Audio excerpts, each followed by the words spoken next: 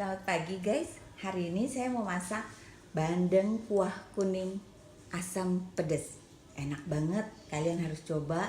Sehat, tentu saja lezat. Nah, yang pertama kita butuhkan tentu aja nih bandeng. Kebetulan di pasar hari ini bandengnya kecil-kecil guys. Nggak kecil sih, sedang. Biasa saya pakai yang lebih besar dari ini. Jadi tulangnya tuh nggak banyak. Cuman kalau yang sedang ya mungkin tulangnya agak lebih banyak ya. Jadi saya pakai 2 ekor.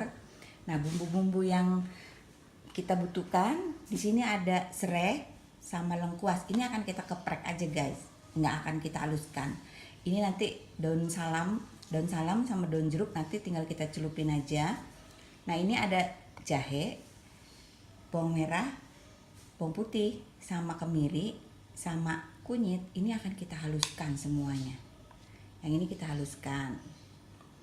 Sama ini guys, kita haluskan sama cabai. Cabainya tergantung selera kalian.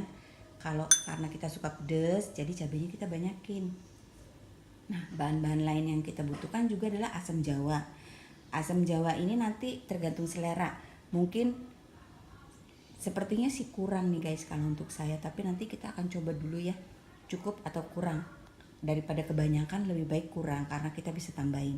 Di sini saya pakai totole. Kalau kalian nggak punya totole, bisa kalian pakai kaldu bubuk. Kalau nggak punya, kalian mau pakai MSG juga boleh. Kalau nggak mau pakai juga nggak apa-apa. Di sini saya ada garam 2 sendok teh. Kemudian ada gula 1 sendok teh. Itu aja guys bahan-bahan yang kita perlukan, dan tentu saja kita perlu panci sama air untuk bikin kuahnya. Yuk kita mulai guys. Karena ini saya pengen yang halus, jadi ini kita blender aja ya guys, nggak usah diulek. Langsung aja bumbu-bumbunya ini kita mau blender. Bawang putih, bawang merah, sama jahe. Kasih air sedikit. Yuk kita blender dulu ya. Nah guys, airnya udah mendidih, kita masukin lengkuas sama daun-daunnya ini.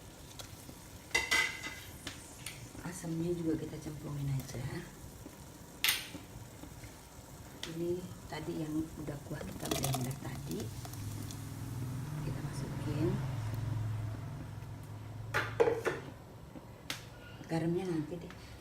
Nah ini guys, ikannya, kepalanya boleh kita masukin dulu karena biar jadi, kalau saya biasanya kalau nggak buat video, saya ini akan saya potong segini. Jadi saya cuman kepalanya aja yang masuk untuk bahan kaldunya. Cuman karena untuk video biar kelihatan lebih bagus, jadi ya saya masukin lah sama daging-dagingnya. Karena ikan ini kan dia cepet mateng, jadi jangan terlalu lama dimasak, nanti nggak gitu enak, agak keras dia.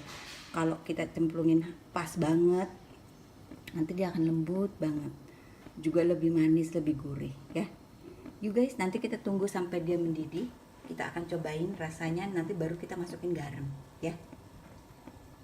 Nah guys, kira-kira udah sekitar 5 menitan atau 10 menit. Kita masukin ininya, sisa ikannya ya.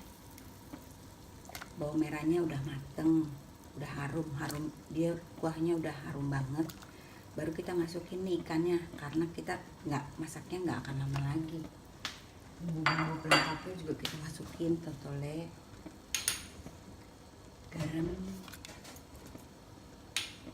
sama gula.